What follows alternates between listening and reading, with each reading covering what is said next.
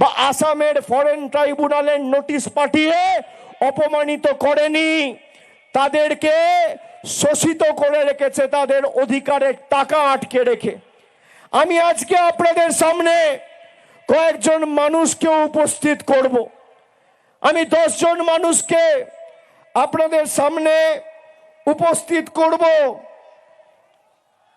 আমি অনুরোধ করব আমাদের স্বেচ্ছাসেবকদের এই 10 জনকে যেন স্টেজে নিয়ে আসা হয়, এদের সবাইকে যেন স্টেজে নিয়ে আসা হয়। দেখুন, আমি যা করি খোলাখুলি বলি, ক্যামেরার সামনে বলি, অন রেকর্ড বলি, বুক ঠুকে বলি। আপনাদের সামনে তথ্য উপস্থাপিত করা আমার কর্তব্য, আমার দায়িত্ব। 10 জন মানুষকে আজকে আপনাদের সামনে আমি উপস্থিত করব। আমি নামগুলো পড়ছি, শুনুন।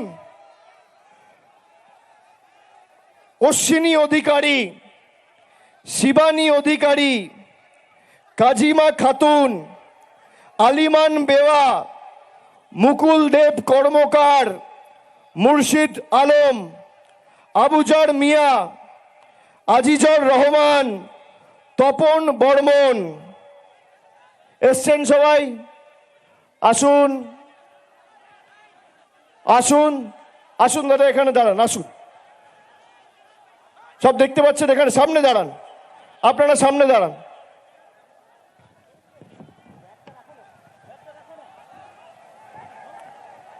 দেখতে পাচ্ছেন? হিপি এদিকে আয়, কাগজটা ধর, কাগজটা। দেখতে পাচ্ছেন সবাইকে? দেখতে পাচ্ছেন কি? পিছনে যারা আছে দেখতে পাচ্ছেন? হাত তুলে বলুন দেখতে পাচ্ছেন? দেখা যাচ্ছে? দেখতে পাচ্ছেন? সবাইকে দেখতে পাচ্ছেন না আমাকে একা দেখছেন? দেখতে পাচ্ছেন? আমার সাথে 10 জন রয়েছে, সবাই কুচবিহার জেলার মানুষ। এই মাটিতে জন্মেছে, বড় হয়েছে, এই মাটিকে পদে পদে সমৃদ্ধ করেছে। এই 10 জনকে বিজেপির দালাল ইলেকশন কমিশন আর মুখ্য নির্বাচন কমিশনার জ্ঞানেশ কুমার মৃত বলে ঘোষণা করেছে। এই 10 জন মানুষকে এদের ভোটার লিস্ট থেকে নাম কেটে দেওয়া হয়েছে, বলেছে এদের কোনো অস্তিত্ব নেই, এরা মৃত। আমার পাশে যারা আছে তাদেরকে কি মৃত মনে হচ্ছে? কি কুচবিহারের ভাইয়েরা জবাব দেবেন না? যারা এই মাটিকে বঞ্চিত করেছে, অপমানিত করেছে, তাদেরকে জবাব দেবেন না? আমার হাত ধরে যে মাসিমা দাঁড়িয়ে আছে, কত কষ্ট, তাও আমাদের সবাই এসছে। মানুষকে কোনোদিন সম্মানিত করতে পারেনি, কোনোদিন শান্তিতে থাকতে দেয়নি, বাড়তি 4টে উপকার করেনি। তার মৌলিক অধিকার সে যাতে প্রয়োগ না করতে পারে, তার ভোটাধিকার কেড়ে নেওয়া হচ্ছে। আমাদের জল, কল, রাস্তার টাকা খালি নরেন্দ্র মোদী আর অমিত শাহ সরকার বন্ধ করে রাখেনি, আমাদের ভোটাধিকার কেড়ে নিতে চেয়েছে এই দিল্লির জমিদার আর বিজেপির জল্লাদেরা।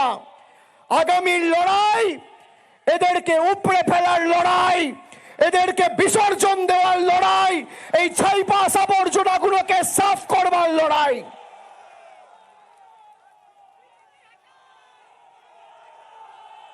রক্ত গরম হয় এসব দেখে? রক্ত গরম হয়? বিজেপির নেতারা যারা এতদিন কুচবিহারে ছিল, 2021 থেকে 2026, 2021 সালে 7 জন বিধায়ককে জিতিয়েছিলেন। পরবর্তীকালে দিনহাটা উপনির্বাচনে তৃণমূল জেতে। আজকে স্কোর কি? 9টার মধ্যে 3টে তৃণমূল আর 6টা বিজেপি। বিজেপিকে যত জেতাবেন আপনার অধিকার থেকে আপনি বঞ্চিত থাকবেন।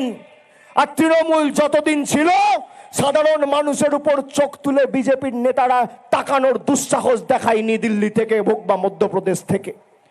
আমি কথা দিচ্ছি দিল্লি তৃণমূল কংগ্রেস যাবে।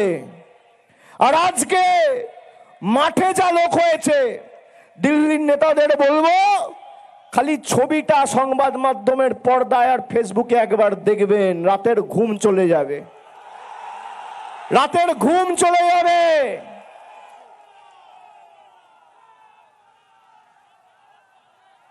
এই 1/3 মানুষ যদি দিল্লি যায় না, মাঠে যা লোক রয়েছে আর রাস্তায় যা লোক রয়েছে, তার 1/3 লোক যদি দিল্লিতে যায়, বিজেপির নেতারা বানের জলে ভেসে যাবে, পাওয়া যাবে না দেখতে। বাঙালির সাথে লড়বেন, বঙ্গবাসীর সাথে লড়বেন।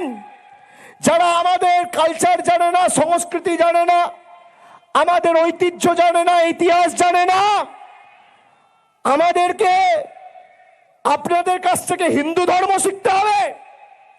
যারা পঞ্চানন বর্মাকে পঞ্চানন বর্মন বলেন, যারা চিলারায়ের অবদানকে অস্বীকার করেন, কিংবদন্তি রাজপুত্রের অবদান লড়াইকে অস্বীকার করেন, তাদের কাছ থেকে আমাদের কুচবিহারের ঐতিহ্য শিখতে হবে।